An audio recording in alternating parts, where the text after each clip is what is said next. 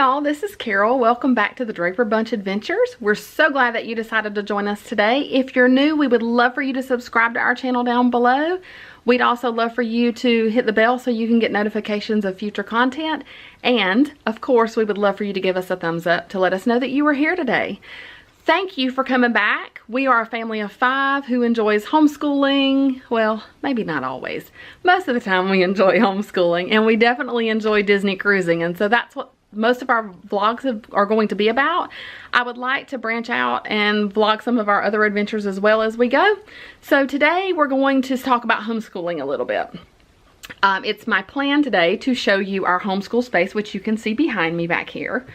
We are going to try to be very real and raw with you about our homeschooling and about everything we do, so that we don't want to present this perfect picture to you, because certainly we're not perfect and things don't always run perfectly, and it doesn't always work out perfectly.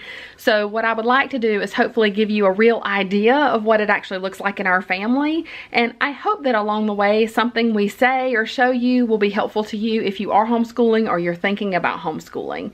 If you have a homeschool space in your house and you're already homeschooling, leave a comment below and let us know a little bit about that. I would love to hear about it. If you don't have a homeschool space, then I understand that, because sometimes it doesn't work the best that way, and sometimes there's not space for that. So as I said in our intro vlog, we have 3 kids. We have Max, who is 9th grade in high school, Ella, who is technically a 3rd grader, but she does 3rd and 4th grade curriculum, and then we have Emma Grace, who's technically a first grader, but is doing kindergarten 1st grade curriculum. I'm going to tell you a little bit more about that in a future video. So today I want to try to not chase squirrels, and I want to actually give you a tour of our homeschool room. Please bear with me on my camera work. I'm new to being mobile with the camera and trying to kind of flip it around and show you other things besides me, so I'm hoping that you'll give me some grace in that. Our homeschool space is above our garage. It's a room above our garage, a frog, finished room over the garage. Half of that room, or a little more of it, is actually my youngest daughter's bedroom, and then we use the other portion of the room for our school space. We know next year we're going to have to reorganize how we have the space laid out a little bit, because the desk that my youngest daughter, is sitting in now is going to be, she's going to be too tall to sit in it next year. So we'll definitely have to make some changes, but we'll keep you posted on those as we go, as we get ready to go into next school year. Our hope is to finish wrapping up this school year by mid-June. Our state does require some standardized testing, so we're going to do that, and I'm going to do another video on that at a different time. I'm going to try not to talk off topic today to you guys. Okay, so let's get started. Let me show you our space. Let me show you how we organize it, and I hope that in some way that it will be helpful to you. So let me know what you think. I'd love to hear your comments. Ready? Here we go.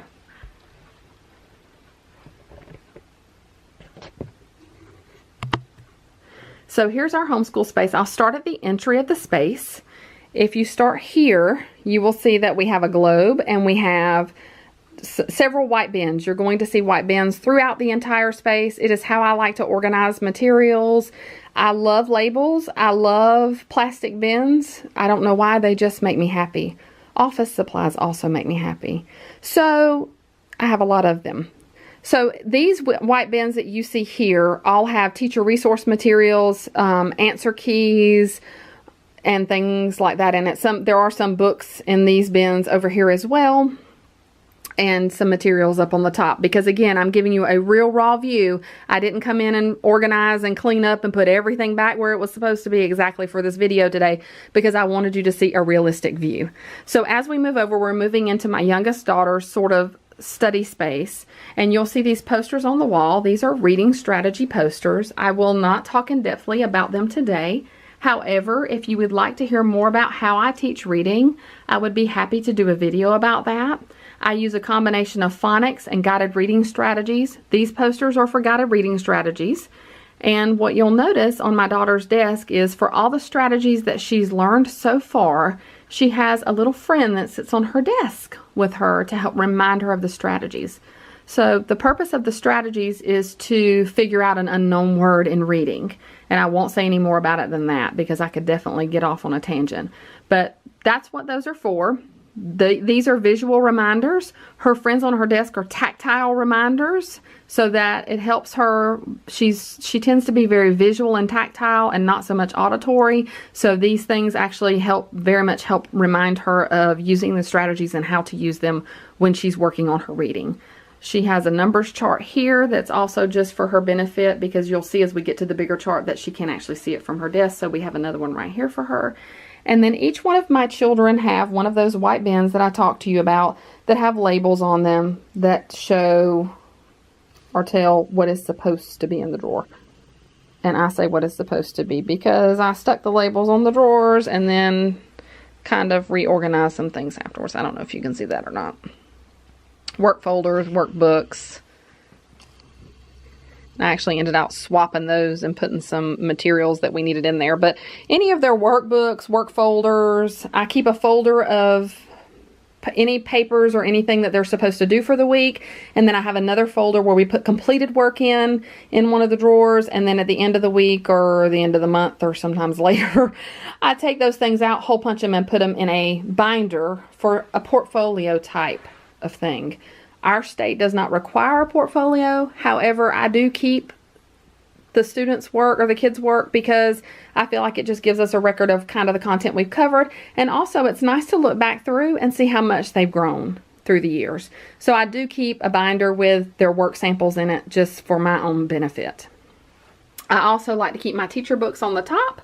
And I like to keep them open to whatever we're doing next, so that when I come in the next day and we get ready to get started, I can just pick it up and go. I don't have to shuffle through books trying to figure out where we are and what we need to do next.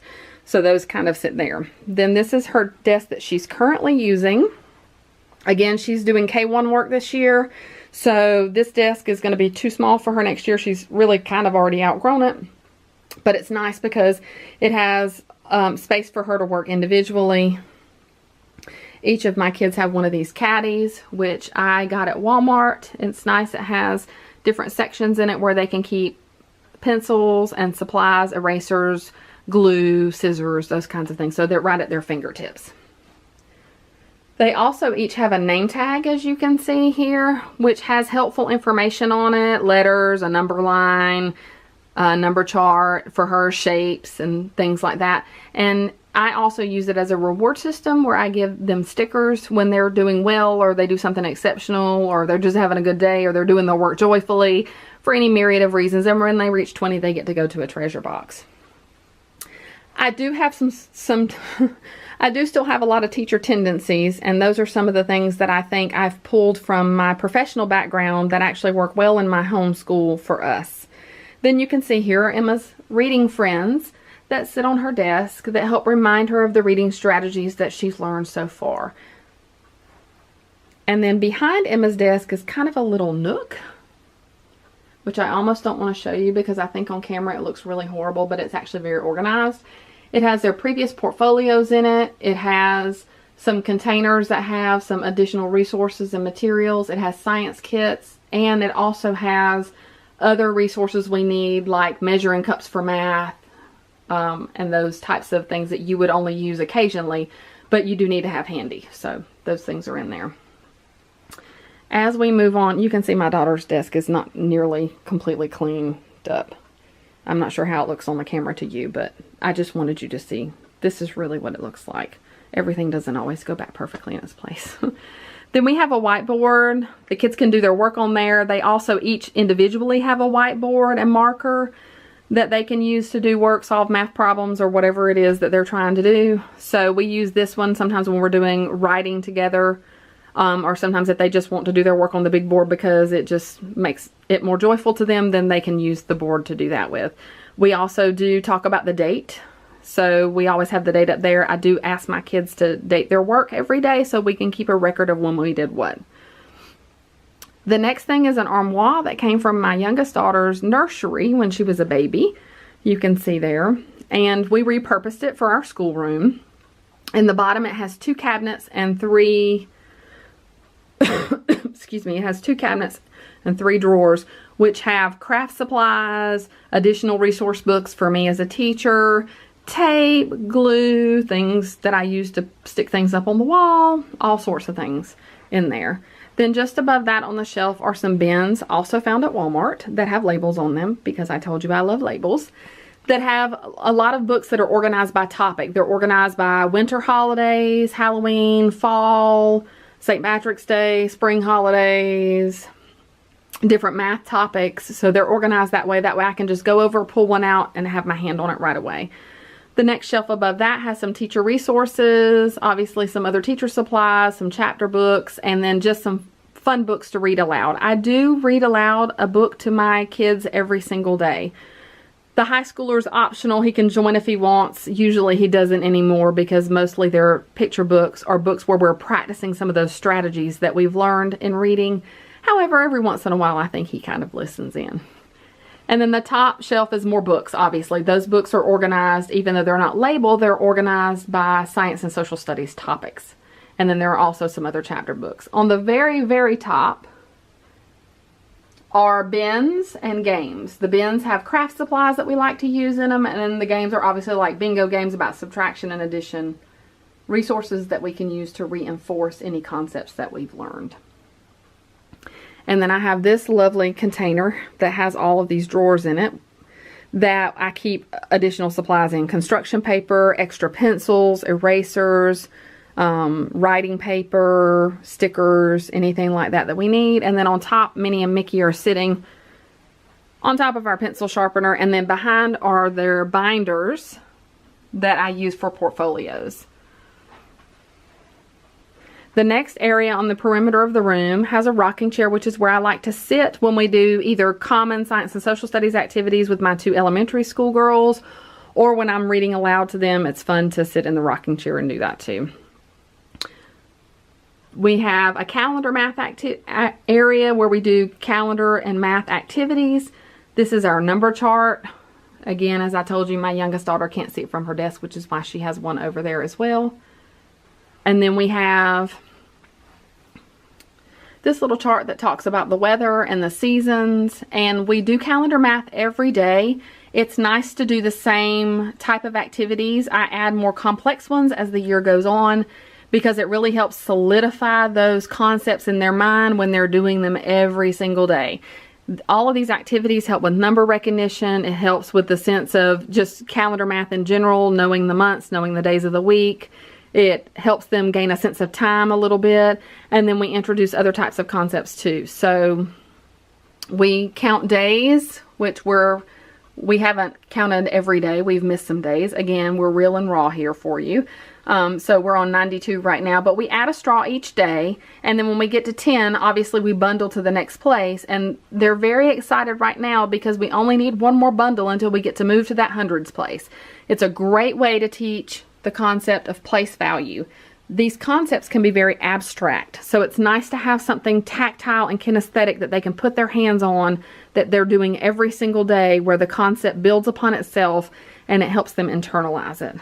Then we do our days of the week, and we talk about what day was yesterday, what day is today, what day will tomorrow be. Again, that helps with the concept of framing, and we help remember those using songs, and also sometimes activities that we have. One activity is that our children all participate in Irish dancing, and that is on Tuesday, and so they always know that Tuesday is Irish dancing day, so that helps them remember which day is Tuesday. And then we graph our weather every day. When we decide what the weather is, we color it in a graph, and it helps us do all types of graphing activities and answer all types of math questions that go along with that. And then we've also been working on telling time, which for my youngest daughter looks like learning time to the hour and a half hour, which she pretty much has down pat by now. And then for my older daughter, it looks like time to the minute, and also talking about if it's 2 o'clock, what time would it be 3 hours from now, and all of those concepts. So it really is a very flexible type of activity that you can use to ask higher level questions with, that works with both of the elementary school age kids. Obviously my son doesn't do it anymore because he's in high school and doesn't need to. Then I have another bin here. It has the calendar math pieces and parts are in the bins at the top, and then the bins at the bottom are more teacher resources and some curriculum materials that we started out the year using and no longer use. Then In the middle of the room, we have this table, which expands out. It's a table we had in a previous house that we used for eating, and now we don't need it anymore, so we use it for homeschool. It does expand, so we can make it larger, and probably that's what we'll do next year for Emma to be able to fit at the table as well. My high schooler sits on one end down here, and then Ella sits on this end.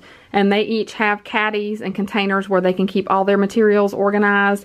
And they each also have a white bin that is labeled with all their curriculum materials in it. And they have an empty bin on top. Well, it's supposed to be empty, but you see it's not right now. So they have an empty bin on top where they keep their work folders that I talked about earlier. A folder where they have work they need to finish, and a folder for work that is finished. Sometimes they'll keep their journals in there too because it's just easier access.